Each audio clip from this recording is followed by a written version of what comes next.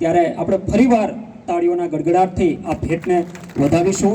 અને સૌથી પરિવહન ક્ષેત્રે બહોળો વિસ્તાર ધરાવતો વિભાગ એટલે પરિવહન વિભાગ, જે અમદાવાદ જેવા મેગા સિટીથી માંડી અને વિરમગામના અંતરિયાળ વિસ્તાર સુધી પહોંચે છે, તો આવા એસટી વિભાગને વધુ મજબૂત બને એ માટે ગુજરાત સરકારે એસટી ડેપો વર્કશોપનું આજે ભેટ આપી છે.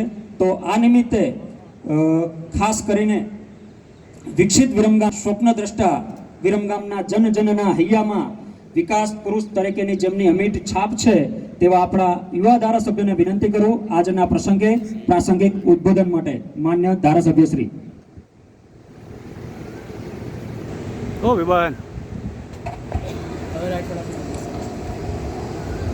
આજે વિરમગામ ખાતે ગુજરાત રાજ્યના વાહન વ્યવહાર વિભાગ દ્વારા આપણા બસ સ્ટેન્ડમાં નવા વર્કશોપનું જ્યારે ભૂમિપૂજન થઈ રહ્યું છે, ત્યારે મંચ ઉપર ઉપસ્થિત નગરપાલિકાના પ્રમુખ કામિનીબેન, તાલુકા પંચાયતના પ્રમુખ માન્ય જનકભાઈ, તાલુકા ભાજપના પ્રમુખ માન્ય વિક્રમભાઈ, શહેર ભાજપના પ્રમુખ માન્ય દેવાજી, એપીએમસી દેત્રોદના ચેરમેન માન્ય યોગેશભાઈ, વિભાગીય નિયામક માન્ય JN પટેલ, નગરપાલિકાના ઉપપ્રમુખ માન્ય રઘુભાઈ, મંચસ્થ તેજસભાઈ વજાણી, પુષ્કરભાઈ અને અહીંયા મોટી સંખ્યામાં ઉપસ્થિત સૌ ભાઈઓ બહેનો, લગભગ 5 કરોડ રૂપિયાના ખર્ચે આ નવા વર્કશોપનું આજે ખાતમુહૂર્ત થઈ રહ્યું છે. અને આ સુંદર મજાની ભેટ આપવા બદલ વાહન વ્યવહાર વિભાગના માન્ય મંત્રી શ્રી હર્ષભાઈનો આપણા સૌ વતી ખૂબ ખૂબ આભાર પણ આજના પ્રસંગે અહીંયાથી વ્યક્ત કરીએ છીએ. લગભગ તમે હું જાણીએ છીએ કે આપણું આ બસ સ્ટેન્ડ લગભગ વાયા વિરમગામનું સૌથી જૂનું બસ સ્ટેન્ડ કહેવાય. અને વિભાગીય નિયામક તરીકે JN પટેલ સાહેબને ખ્યાલ હશે કે વિરમગામ હોય, માંડલ હોય, શંખેશ્વર હોય, પાટડી હોય, આપણું આ ડિવિઝન ખૂબ મોટું છે. અને લગભગ છેલ્લા 1.5-2 વર્ષમાં તો ઘણી આપણને નવી બસો મળી, પરંતુ ઘણી જે જૂની બસો હતી એના સમયસર રિપેર માટે સારું વર્કશોપ હોવું ખૂબ જરૂરી છે. અને આવડા મોટા આપણા ડિવિઝનની અંદર, આપણા જ ગામની અંદર આ વિશાળ અને મોટું વર્કશોપ બનાવવાનું જે રાજ્ય સરકારે આયોજન કર્યું એ આપણા બધા માટે નોંધપાત્રીય છે. સાથે જ મારે વિશેષ આભાર વાહન વ્યવહાર વિભાગનો માનવો જોઈએ, કેમ કે આપણા છેલ્લા 2-2.5 વર્ષમાં આપણા વિસ્તારની અંદર ને ખાસ કરીને આપણા વિરમગામ બસ સ્ટેન્ડમાં લગભગ આપણને 12 જેવી નવી બસો આ બસ સ્ટેન્ડની અંદર મળી છે. અને જેના કારણે જે લાંબા રૂટ હતા, લગભગ 200-250 કિલોમીટરના રૂટ હોય, એમાં પ્રવાસીઓને પણ વિશેષ લાભ મળે એ પ્રકારની વ્યવસ્થા રાજ્ય સરકાર સતત વિચારતાની સાથે અને પ્રયાસની સાથે એને જમીન ઉપર ઉતારવાનું કામ કરે છે. એ બદલ વિસ્તારના સૌ પ્રવાસીઓ વતી પણ રાજ્ય સરકારનો ખૂબ ખૂબ આભાર વ્યક્ત કરું છું. સાથે જ તમારા બધાના ધ્યાને મૂકતા મને આનંદ છે કે આપણે નળકાંઠાની અંદર એક વિશેષ અને સારું બસ સ્ટેન્ડ લગભગ 5 પ્લેટફોર્મનું બને એ પ્રકારનું એક આયોજન કરી રહ્યા હતા. અને આપણે રાજ્ય સરકારમાં જગ્યા માટેની જે ભલામણ મોકલી હતી એ જગ્યા પણ આપણને મંજૂર મળી ગઈ છે. એટલે લગભગ નળકાંઠામાં પણ આપણે સારામાં સારું કમિજલા ખાતે બસ સ્ટેન્ડ બનાવવા જઈ રહ્યા છીએ, જેથી કરીને સૌરાષ્ટ્રમાં અથવા ભાલ વિસ્તાર એટલે કે ભાવનગર તરફ જતી કોઈ પણ વ્યવસ્થા હોય તો નળકાંઠાના લગભગ 32-35 ગામના લોકોને સારી સુવિધા મળે એ દિશામાં રાજ્ય સરકાર હતા સતત વિચાર કરી રહી છે. આજે અહીંયા જેટલા પણ ડ્રાઈવર ભાઈઓ હોય, કંડક્ટર ભાઈઓ હોય, એ પણ આપણી આ સુંદર મજાની સલામતી સવારીમાં આપણને ખૂબ સહયોગ આપી રહ્યા છે.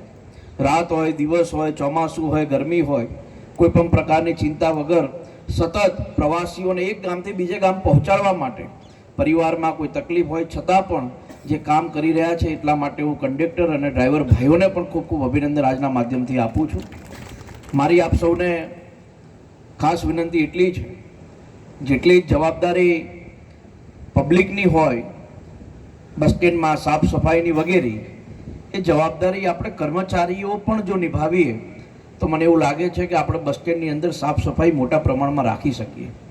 વાહન વ્યવહાર વિભાગે સમગ્ર ગુજરાતની અંદર એક પ્રયોગ એ કર્યો છે કે દરેક બસ સ્ટેન્ડ સારા રહે, સુંદર રહે. મને બરાબર યાદ છે, લગભગ 15 વર્ષ પહેલાં આપણે આ બસ સ્ટેન્ડમાં એટલું બધું પાણી ભરાતું કે ના પૂછો વાત. પછી એની થોડું 2 ફૂટ જેટલું નવું જ્યારે આ બસ સ્ટેન્ડ બન્યું ત્યારે એને ઊંચાઈ ઉપર લાયા. અહીંયા અત્યારે JN પટેલે વાત કરી કે વર્કશોપ બનાવીશું, એમાં પણ માટી પુરાણ કરીને એને ઊંચું કરવાનો પ્રયાસ કરીશું. પણ આપના ધ્યાન મુજબ હું JN પટેલને એટલું ધ્યાન દોરું કે આ બસ સ્ટેન્ડ માત્ર બસો અહીંયાથી જતી આવતી નથી, પરંતુ આજુબાજુના લગભગ 100-200 કિલોમીટરના વિસ્તારમાં રોજબરોજના અપડાઉન કરતા લોકો પણ અહીંયાથી જતા હોય છે. લગભગ અમદાવાદથી દિલ્હી જ્યારે ટ્રેન ન હોય તો બસના માધ્યમથી કાટલોડિયા, ચાંદલોડિયાથી રોજ અપડાઉન અહીંયા ધંધા અર્થે લોકો આવતા હોય છે. તો એક એવો પ્રયાસ થાય કે બસો બને એટલી રૂટ કેન્સલ ન થાય અને બંધ ન થાય એવો પ્રયાસ આપણે બધાએ કરવો જોઈએ. હું કાલનું જ ઉદાહરણ આપું. કાલે સાંજની અહીંયા જેટલા પણ દુકાનદારો હોય એ સાંજની 6 કે 6:30ની બસમાં અમદાવાદ જાય. કાલે રયાપુર જોડે એક બસ બંધ પડેલી. હું ત્યાંથી નીકળતો હતો એટલે બધા લોકો સામે ચાલતા આવતા હતા, એટલે મારા કાકા જ જતા, એટલે મેં પૂછ્યું શું થયું, કે બસ બંધ પડી છે. એટલે મારી એવી એક વિનંતી છે કે આપણે નવી બસો જોતી હોય તો માન્ય હર્ષભાઈને આપણે વિનંતી કરશું, આપણે જેટલી જોઈએ એટલી નવી બસો પણ મળશે, ક્યાંય પણ કચાશ આપણે નહીં રાખીએ. પણ મારી એક આપશ્રીને વિનંતી છે કે આખા અમદાવાદ જિલ્લાની અંદર કોઈ ડિવિઝનની અંદર કોઈ નાની મોટી તકલીફ હોય તો વાંધો નહીં, પણ આપણા વિરમગામ ડિવિઝનમાં કોઈ પણ પ્રકારની તકલીફ ન રહે એવી વ્યવસ્થા સરકારી કર્મચારી અને જનપ્રતિનિધિ તરીકે આપણે બંને જો સાથે મળીને કરશું તો લોકોને વિશેષ લાભ મળશે. મારા ડેપો મેનેજરને અને એમની ટીમને પણ અભિનંદન આપવા છે. લગભગ પાસ કઢાવવાની વાત હોય, અહીંયા આવતા નાના જે વિદ્યાર્થીઓ હોય જે રોજબરોજ અપડાઉન કરતા હોય એને પણ આપણા બસ સ્ટેન્ડ તરફથી સારી સુવિધાઓ મળે છે. પરંતુ એમાં પણ ક્યાંય કચાશ ન રહે, બીજી કોઈ પણ પ્રકારની મદદ આપણે બધા સાથે મળીને કરીએ તો એમાં પણ તમે મારું ધ્યાન દોરી શકો છો, જેથી કરીને આપણે રાજ્ય સરકારને દરખાસ્ત એમાં મોકલી શકીએ. મારે મંચસ્થ તેજસભાઈને પણ વિશેષ અભિનંદન જ આપવા છે.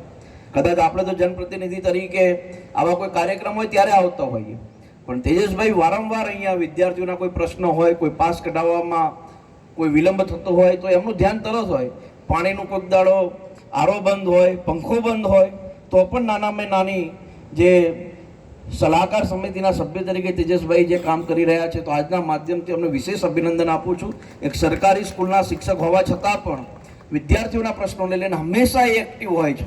અને આ પ્રકારનું કામ જો આપણે બધા સાથે મળીને કરીએ તો મને એવું લાગે છે કે આપણું જે વિઝન છે, આપણું જે હેતુ છે એને આપણે પાર પાડી શકીએ. મારી JN પટેલ સાહેબને એક વિભાગીય નિયામક તરીકે એક મારી વિનંતી એટલી છે કે વિરમગામ એક ખૂબ ભારવાળી જગ્યા થઈ ગઈ છે. ભાર એટલે એટલી બધી બસો, એટલું બધું વિસ્તાર. તો આપણે આવનારા દિવસમાં એક માંડલમાં નવું બસ સ્ટેન્ડ બને એ દિશામાં આપણે લોકોએ કામ કરવું જોઈએ, જેથી કરીને વિરમગામમાં ભાર થોડો ઓછો થાય. સાથે જ મારી આપશ્રીને વિનંતી છે કે માંડલની સાથે એક દેત્રોજમાં હમણાં જિલ્લા કક્ષાની સબ હોસ્પિટલ મંજૂર થઈ છે 100 બેડની. એટલે ભવિષ્યની અંદર દેત્રોજમાં એટલો બધો ભાર વધશે, લોકો દવાખાને આવશે, એના માટે એની બસની વ્યવસ્થા.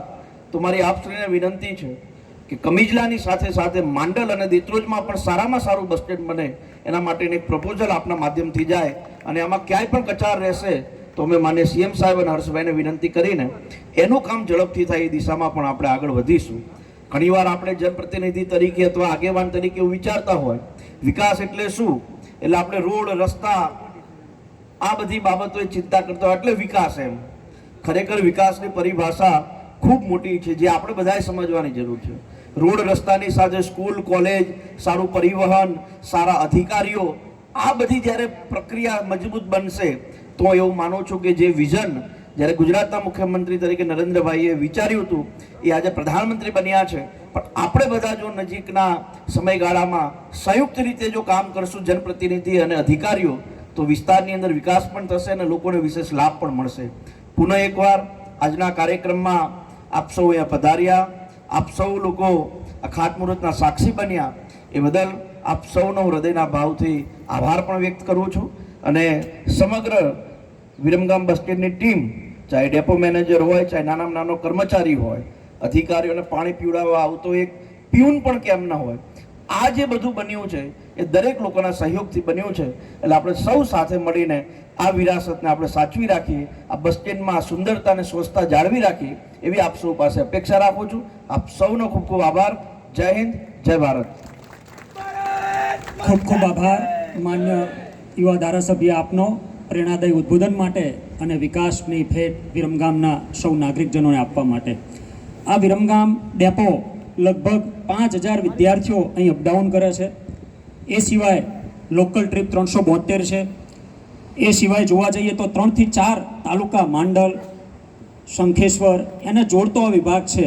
તો ખૂબ મોટું કહેવાય કે પરિવહન સુવિધા ધરાવતો છે અને એને મજબૂત કરવાનું કામ એ ડેપો વર્કશોપ કરશે. કાર્યક્રમને અંત તરફ લઈ જતા સમગ્ર કાર્યક્રમની આભાર વિધિ પ્રસ્તુત કરવા માટે હું હિમાંશુ જોશી સાહેબ, જેઓ વિભાગીય પરિવહન અધિકારી છે, તેમને સાદર આમંત્રિત કરું છું.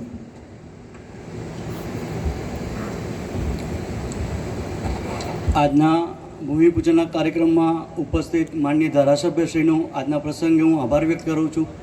નગરપાલિકાના પ્રમુખશ્રી, તાલુકા પંચાયતના પ્રમુખશ્રી તેમજ મંચસ્થ તમામ મહાનુભાવોનું આ પ્રસંગે હું સ્વાગત કરું છું અને આભાર વ્યક્ત કરું છું પધારવા માટે.